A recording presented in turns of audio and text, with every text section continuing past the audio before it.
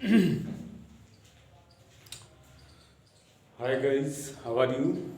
मैं उम्मीद करता हूँ कि आप सभी खैरियत से होंगे। तो आइए देखिए, आज फिर हम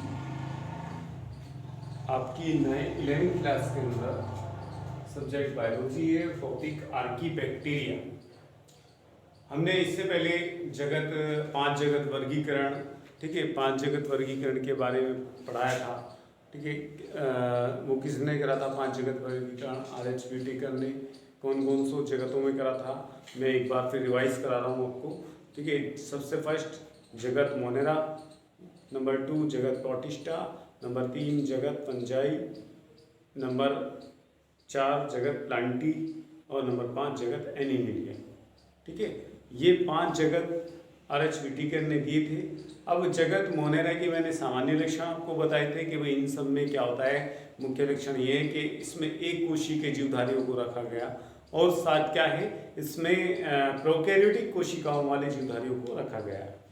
तो देखिए, अब उसका वर्गीकरण था कि उसमें कौन कौन से जीवधारियों को रखा गया है, उसके समूह में वर्गीकरण है। जगत मोनेरा का समूह कौन कौन से हैं? तो एक समूह है हमारा आर्की बैक्टीरिया। क्या है? Archie bacteria. तो देखिए, आर्ची मीन्स क्या होता है? प्राचीन होता है, और बैक्टीरिया जीवाणु, यानी कि जो प्रादीय जीवाणु होते हैं। ये होते तो बैक्टीरिया की तरह हैं, लेकिन ये क्या होते हैं, ये सबसे पहले जीवाणु होते थे। पृथ्वी पर उत्पन्न होने वाले क्या थे? सबसे पहले जीवाणु थे। ठीक है भाई, तो इसलिए इनको आर्की बैक्टीरिया कहा गया। ठीक है भाई, ये भी कहा जाता है कि भाई ये पृथ्वी पर उत्पन्न होने वाले सबसे पहले जीवधारी थे। कौन? Archie bacteria. तो इसके बारे में हम आज आपको जानकारी देंगे। कुछ लक्षण मैंने जो है इसका इमेज जो है, जो मैं टॉपिक पढ़ा रहा हूँ वो उसकी इमेज मैंने आपको भेज दी है। इसमें अपनी एप्लीकेशन पर जाएं, वहाँ पर क्या है, आप नोट्स को अपलोड कर सकते हैं। मैंने अपलोड कर दिया सॉरी, और उसे आप देख सकते हैं डाउनलोड करके। तो वहाँ पर उसमें देखिए, मैंने टिक लगा रखे हैं कि कौन कौन से पॉइंट आपको करने, कौन कौन से नहीं करने। जिस पे टिक लगा हुआ है उसे आपको नोट डाउन करना है। ठीक है भाई, और अच्छी तरीके से समझना है। तो सबसे पहला जो पॉइंट है वो है कि भाई इनकी जो क्या होता है, आर्की बैक्टीरिया जो होते हैं ये कैसे होते हैं? प्रोकैरियोटिक होते हैं। प्रोकैरियोटिक यानी कि इनके अंदर संततीय केंद्रक का अभाव होता है। केंद्रक जो वास्तविक केंद्रक होता है वो उपस्थित नहीं होता है, ना ही इसके अंदर क्या होते हैं, ना ही इसके अंदर कोशिकांग उपस्थित होते हैं। ओके, आगे देखिए, तो यहाँ पर इस फर्स्ट पे चलते हैं कि इनकी कोशिका भित्ति जो होती है वो काय की बनी हुई होती है। वो सेल्यूलोज की बनी हुई नहीं होती, बल्कि काय की बनी हुई होती है, प्रोटीन काय की बनी हुई होती है, प्रोटीन। और क्या बनी हुई होती है? कोशिका भित्ति। इनकी कोशिका भित्ति जो होती है वो काय की बनी हुई होती है? वो बनी हुई होती है प्रोटीन की। और दूसरा है, इसमें लिखा है non cellulose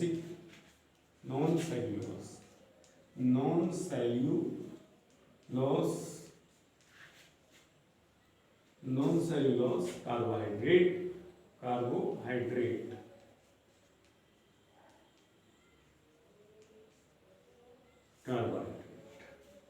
non cellulosic carbohydrate, यानी कि इसका मतलब क्या हुआ कि ज़्यादातर जो कोशिका भित्ति होती है वो सेल्यूलोज नामक एक कार्बोहाइड्रेट होता है, उसकी बनी होती है। लेकिन इसके अलावा, सेल्यूलोज के अलावा लिग्निन होता है।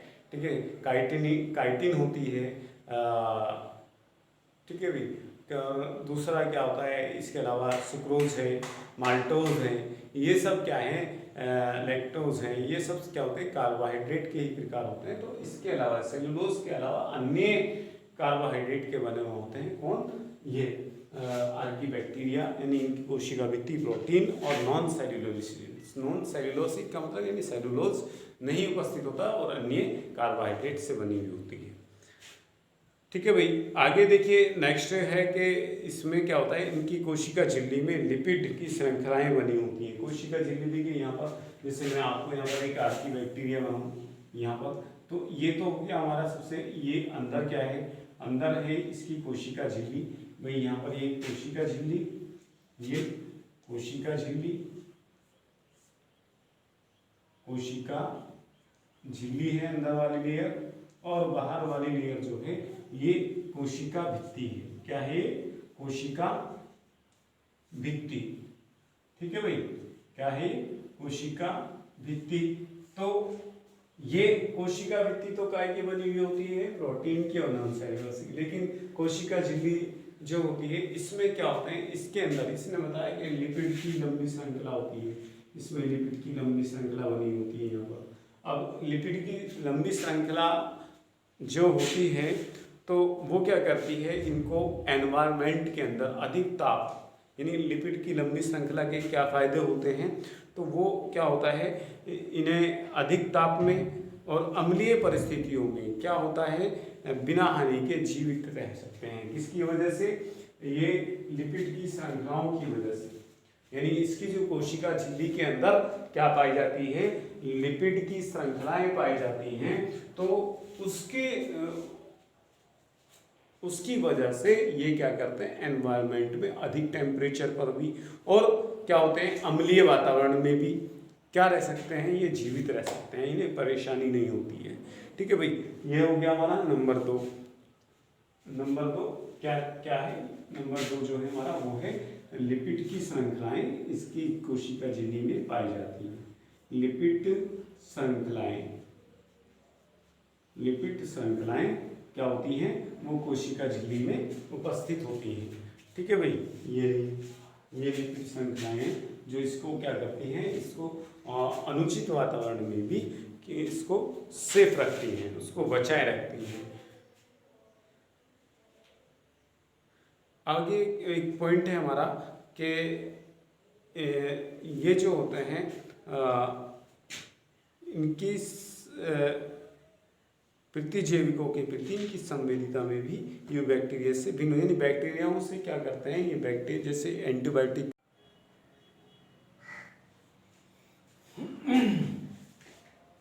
गाइस, हमारी वीडियो जो थी रुक गई थी, हमने पूरी क्लास बना ली थी, लेकिन ये मेमोरी में जगह ना होने की वजह से ये रुक स्टॉप हो गई थी। तो मैं शुरू दोबारा से कर रहा हूँ। तो हमने देखिए इसमें जो वीडियो ऐड किया था वहाँ तक जो ऐड बनी है उससे आगे मैं आपको बता रहा हूँ कि इसमें क्या था कि भाई ये 2 नंबर हो गए थे, हमारे 2 लक्षण हो गए थे। इसके तीसरा लक्षण ये होता है कि ये जो आर्की बैक्टीरिया होते हैं, तीसरा लक्षण ये है कि इनकी संवेदनशीलता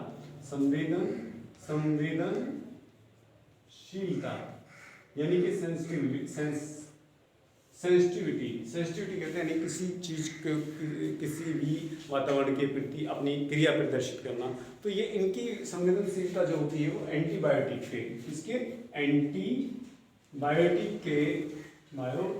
के प्रति क्या होती है? अलग होती है बैक्टीरिया के मुकाबले में। ठीक है ना, ये बैक्टीरिया के मुकाबले में इनकी क्या होती है? संवेदनशीलता वो अलग होती है। क्यों? क्योंकि बैक्टीरिया जो होते हैं ज़्यादातर एंटीबायोटिक देने से क्या होता है? ख़त्म हो जाते हैं, लेकिन ये क्या होता है? ये जीवित रहते हैं। क्यों रहते हैं? ये मैंने आपको बताया था कि इनकी कोशिका झिल्ली में लिपिड की श्रृंखलाएं पाई जाती हैं, जिसकी वजह से ये अनुचित वातावरण में भी जीवित रह सकते हैं। ठीक है भाई, नेक्स्ट है इसका एक और उदाहरण जो है वो है आपका लक्षण जो है वो यही है कि भाई देखिए इससे संबंधित है कि भाई ये अत्यंत कठिन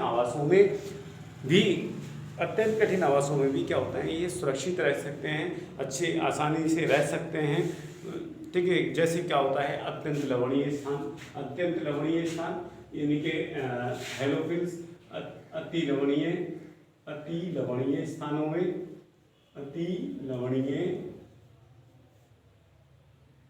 लवणीय स्थानों पर भी ये जीवित रह सकते हैं आसानी से। और दूसरा है अति लवणीय स्थानों पर भी जीवित रह सकते हैं, और ये अत्यधिक गर्म स्थानों पर भी गर्म झरनों में भी ये पाए जाते हैं। ठीक है भाई, और तीसरा ये ऑक्सीजन की अनुपस्थिति में अनोक्सी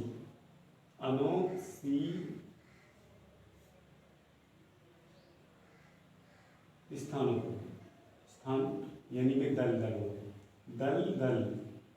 ठीक है भाई, तो ये क्या होते हैं, ये अत्यंत कठिन आवाज जैसे तिलवणी स्थान, तिलवणी स्थान यानी कि जहाँ पर साल्टेट की मात्रा ज़्यादा होगी या अम्लीयता ज़्यादा हो, ठीक है, उन स्थानों पर भी ये जीवित रह सकते हैं, क्योंकि इन पर क्या होता है, एंटीबायोटिक का कोई असर नहीं होता है, एंटीबायोटिक का कोई असर नहीं होता है, ठीक है। और ये अत्यंत लवणीय स्थानों पर भी रह सकते हैं, अत्यधिक गर्म झरनों में भी क्या हो सकते हैं, ये रह सकते हैं। और अनोक्सी स्थान यानी दलदली भूमि में, दलदली भूमि कहते हैं यानी ऐसी भूमि जो दलदल होती है, जहाँ पर धंस जाता है कोई भी जानवर या जाता है, तो ऐसी भूमि में ऑक्सीजन की क्या होती है, ऑक्सीजन नहीं पाई जाती है, ऑक्सीजन नहीं पाई जाती है, तो ये क्या करते हैं, ये उस भूमि में भी जीवित रह सकते हैं। तो देखिए उससे आगे चलते हैं हम यहाँ पर कि आर्कीबैक्टीरिया को 3 भागों में बांटा गया है, ठीक है। मैंने पहले क्लास पढ़ा दी थी, लेकिन वीडियो स्टॉप होने की वजह से ये रुक गई थी। तो देखिए 3 भागों में जो बांटा गया है वो कैसे कैसे बांटा गया। Number first methanogen, methanogen archaebacteria. Methanogen जो होता है ये मीथेन बनाने वाले, मीथेनोजन का मतलब होता है मीथेन का निर्माण करने वाले। मीथेन का निर्माण करने वाले क्या होते हैं, बैक्टीरिया, आर्कीबैक्टीरिया होते हैं, ये दलदली भूमि में पाए जाते हैं। और दलदली भूमि में क्या होती है, मैंने आपको बताया कि ऑक्सीजन की कमी होती है, तो फिर ये क्या करते हैं, दलदली भूमि के अंदर कार्बन डाइऑक्साइड उत्पन्न होती है, कार्बन डाइऑक्साइड और फ्यूमेरिक अम्ल, फ्यूमेरिक अम्ल लेके कार्बन डाइऑक्साइड और फ्यूमेरिक अम्ल दोनों से क्रिया करके ये क्या का निर्माण करते हैं, मीथेन गैस का निर्माण करते हैं, ठीक है भाई। अब मीथेन गैस का निर्माण जो होता है तो उसके ये इनकी क्या होती है, ये अनोक्सी श्वसन की क्रिया होती है, अनोक्सी श्वसन की क्रिया द्वारा ये क्या करते हैं, श्वसन की क्रिया पूरी करते हैं, तो उसमें एनर्जी प्राप्त करते हैं और मीथेन का साथ के साथ निर्माण करते हैं। अब यही बैक्टीरिया, आर्कीबैक्टीरिया जो होते हैं, देखिए बायोगैस संयंत्र में उत्पन्न होते हैं और वहाँ पर क्या करते हैं, बायोगैस का निर्माण करते हैं। आपने देखा होगा जो बड़े जमींदार होते हैं, बड़े जमींदार जो पशुपालन करते हैं, तो वो अपने घेरों में अपने उनके जगह उनके क्या होता है, फील्ड होते हैं, तो वहाँ पर बड़े बड़े टैंक खुदवा करके टंकी रखवा देते हैं और टंकी रखवा के उसके अंदर कूड़ा करकट गोबर सब भरते रहते हैं। वहाँ पर वो क्या होता है, उसके अंदर ये आर्कीबैक्टीरिया उत्पन्न हो जाते हैं और उत्पन्न होने पर क्या होते हैं, वे इसका मीथेन गैस का निर्माण करते हैं, जिसको वो जलाने के लिए पाइपों के द्वारा क्या होता है, चूल्हे जलाए जाते हैं, प्रकाश उत्पन्न किया जा सकता है, ठीक है। तो ये बायोगैस संयंत्र में बायोगैस बनाने के लिए उसको बोलते हैं मार्स गैस, क्योंकि मीथेन गैस का निर्माण हो रहा है तो इसे बोलते हैं मार्स गैस, यानी कि मार्स गैस का निर्माण होता है, वो भी किसके द्वारा होता है, इन्हीं मीथेनोजन के द्वारा होता है, ठीक है। मीथेनोजन का मतलब ही क्या होता है, मीथेन बनाने वाले आर्कीबैक्टीरिया। हेलोफिल्स कहते हैं, हेलो कहते हैं देखिए साल्ट को या लवण को, ठीक है, कोई भी लवण हो सकता है। लवण क्या होता है, जिसमें अम्ल और क्षार मिल करके क्या बनाते हैं, पानी और लवण का निर्माण करते हैं। तो ऐसे लवणीय पानी के अंदर भी हेलोफिल्स कहते हैं लवण को, ठीक है, यानी कि लवण का चाहने वाला, ठीक है, लवण का चाहने वाला, यानी कि लवणीय पानी के अंदर भी क्या होते हैं, ये जीवित हो सकते हैं, रह सकते हैं, ठीक है भाई। तो ये मैंने आपको ये लिखा है कि लवणीय हेलोफिल्स लवणीय और फिल्स माने चाहने वाला होता है, यानी कि साल्टेड वाटर को चाहने वाला, तो उसके अंदर भी ये जीवित रह सकते हैं, जबकि अन्य कोई जीवधारी, अन्य बैक्टीरिया इसके अंदर जीवित नहीं रह सकते हैं। ओके, नेक्स्ट है क्या, थर्मोएसिडोफिल्स। थर्मोएसिडोफिल्स जो होता है हमारे, थर्म क्या आता है, टेम्परेचर यानी कि तापमान, एसिडोफिल्स अम्लीय, एसिड अम्ल, और फिल्स चाहने वाला, यानी कि किसको चाहने वाला, टेम्परेचर को, अम्ल को, ठीक है, इन सबको चाहने वाला, इन सबको चाहने वाले बैक्टीरिया को क्या बोलते हैं, थर्मोएसिडोफिल्स कहते हैं, ठीक है। ये चाहते हैं यानी कि उसके अंदर भी रह सकते हैं, ज़्यादातर टेम्परेचर पर, मैंने आपको बताया कि अधिक टेम्परेचर यानी गर्म झरनों में मैं आपको बताता हूँ, यहाँ पर गर्म झरनों में भी ये जीवित रह सकते हैं, यानी कि एसिडोफिल्स यानी कि जो सल्फ्यूरिक अम्ल होगा, सल्फ्यूरिक अम्ल H2SO4 होता है, तो उसमें अगर मुजरासा गिर जाए तो क्या होता है, जलन पैदा करते हैं, किसी जीवधारी के ऊपर डाल दें तो वो क्या होगा, छोटे जीवधारी को डेथ हो जाएगी, उसकी मर जाएगा वो, ठीक है, जल जाएगा वो। तो क्या होता है, वो ये क्या होते हैं, इस वाटर के अंदर भी यानी गंधक के पानी के अंदर भी क्या रह सकते हैं, जीवित रह सकते हैं। गंधक पानी का जहाँ पर पाया जाता है वो झरने, उनका टेम्परेचर जो होता है वो 80 डिग्री सेंटीग्रेड के लगभग हो सकता है तो 80 डिग्री सेंटीग्रेड के लगभग तक भी क्या होते हैं, ये आर्की बैक्टीरिया जीवित रह जाते हैं वहाँ पर, जबकि अन्य जीवधारी वहाँ पर जीवित नहीं रह पाता है। ठीक है भाई, तो ये होते हैं। तो ये थे आपके क्या थे, आर्की बैक्टीरिया के प्रकार। Number 1 methanogen, number 2 halophiles, number 3 thermoacidophiles. ठीक है भाई, ये थे। ओके, ये थे आपके क्या, ये आज का आपका सबक था। आज के लिए इतना ही काफ़ी है। ठीक है, अगर कोई बात समझ में नहीं आए तो आप मालूम कर सकते हैं। फिर मिलते हैं, तब तक के लिए खुदा हाफिज़।